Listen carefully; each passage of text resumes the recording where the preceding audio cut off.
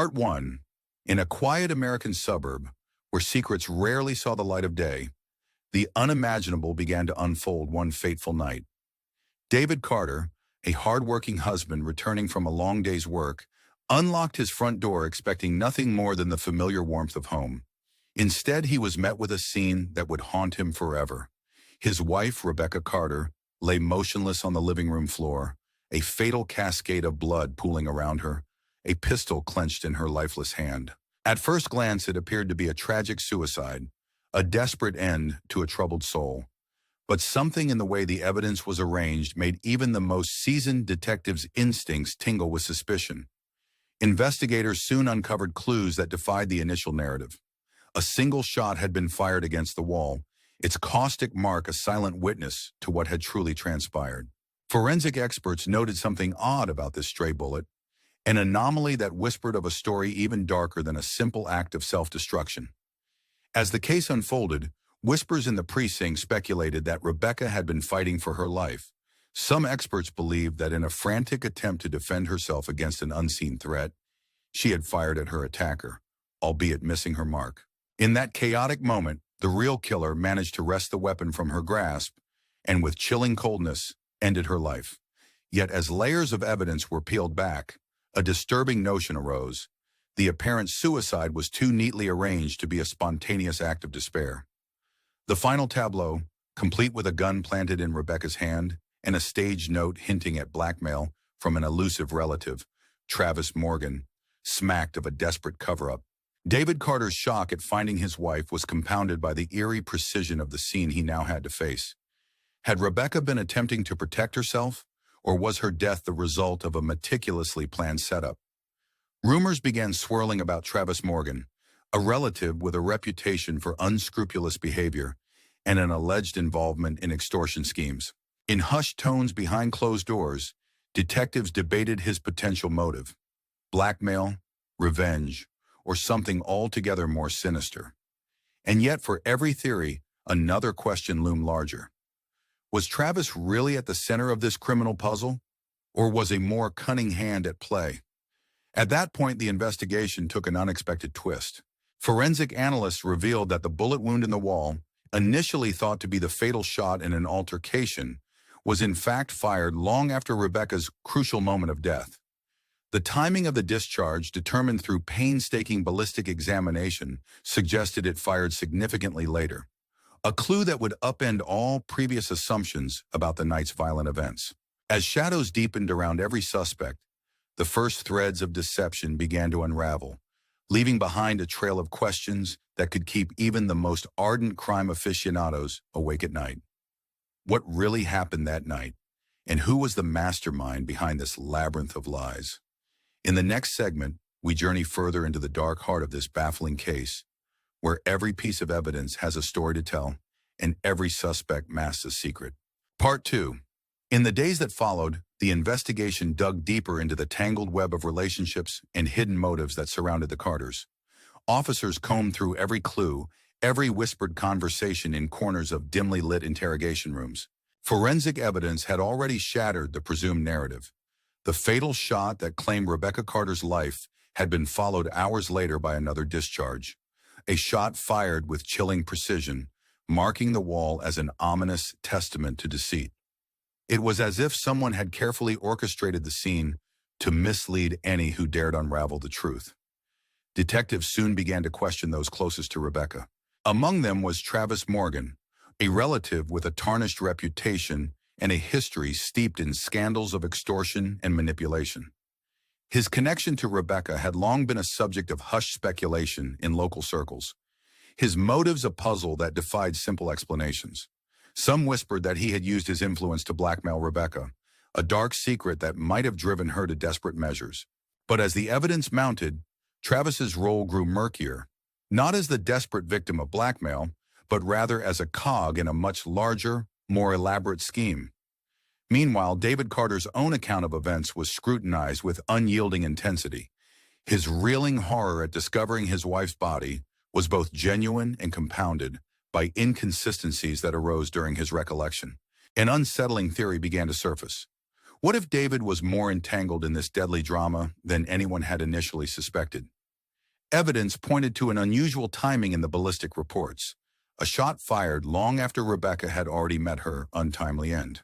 It raised the possibility that David, in a moment of anguished panic and clouded judgment, had attempted to fabricate a narrative to shield someone else, or perhaps even himself. This theory gained a further twist when investigators discovered a handwritten note intimating blackmail was at play, a note that some believed had been planted with surgical precision to divert suspicion onto Travis Morgan. Ballistic experts confirmed that the second discharge wasn't a random occurrence. It had been executed with deliberate timing, a calculated move to imprint conflicting layers of narrative upon the scene. The gap between the fatal gunshot and the architectural scar on the wall stood as a silent witness to a sinister orchestration, a clue that the true tragedy was cloaked behind layers of deceit. As the detectives pored over evidence, the lines between victim and perpetrator blurred. The exact sequence of events began to resemble a complex chess game. Each piece moved with intent, each actor concealing their true motivations, until unveiled by the keen insight of forensic science. The investigation moved from raw emotion to cold deduction.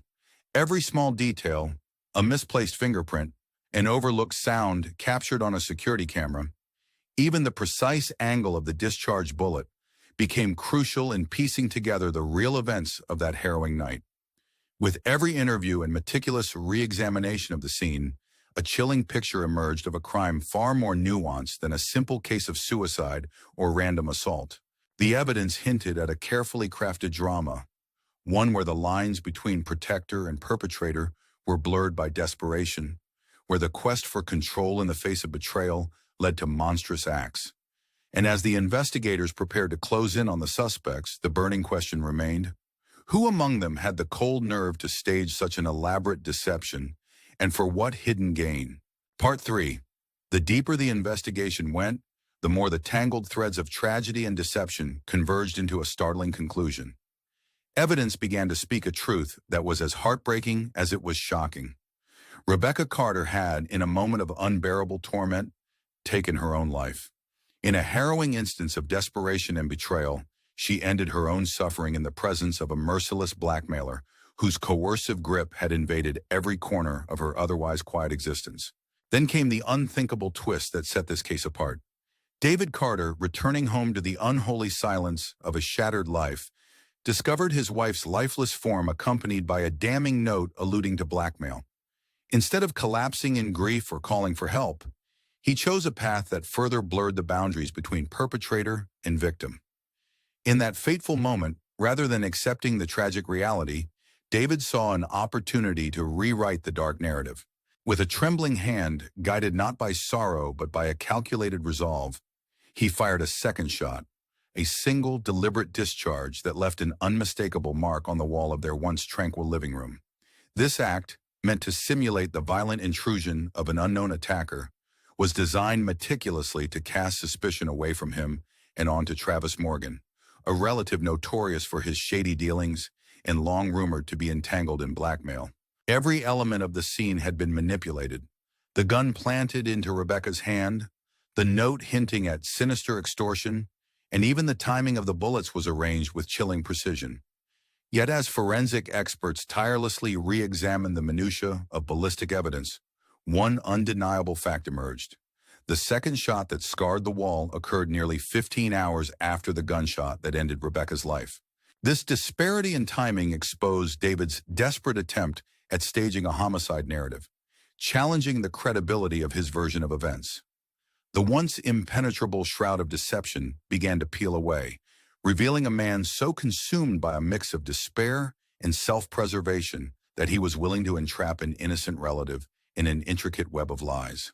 The detectives, armed with both intuition and the relentless truth of scientific analysis, were forced to confront a harrowing duality: the tragedy of a woman driven to take her own life and the calculated cover-up that followed. A cover-up engineered by the very person who should have been mourning her loss. As the case neared its climax, a sense of profound sorrow mingled with a simmering anger at the perversion of justice. Every angle, every carefully planted piece of evidence, And every misstep in David's narrative painted a picture of a man whose love for his wife had been tainted by his own incapacity to face the unbearable truth. In the cold light of interrogation, his defenses weakened under the relentless weight of forensic accuracy. The investigation illuminated not just a solitary act of deceit, but an entire labyrinth of motivations where the tragedy had been weaponized to shield personal guilt and misdirect suspicion. Now, as the detectives prepared to lay bare the final layers of this unsettling drama, an echoing question remains. In a world where love, despair, and desperation intertwine so dangerously, who in the end becomes the true victim? The one who suffers or the one who orchestrates the suffering? Do we condemn a desperate soul driven to madness? Or do we condemn the deceptions that hide behind our failure to confront the truth? What does this say about our own capacity for redemption and responsibility when the line between protector and perpetrator vanishes into the shadows? Stay tuned and join the conversation as we delve even deeper into these moral quandaries. Like, comment, and subscribe for more spine-chilling tales of betrayal and mystery, because in the theater of life, the darkest stories often leave us questioning everything we thought we knew.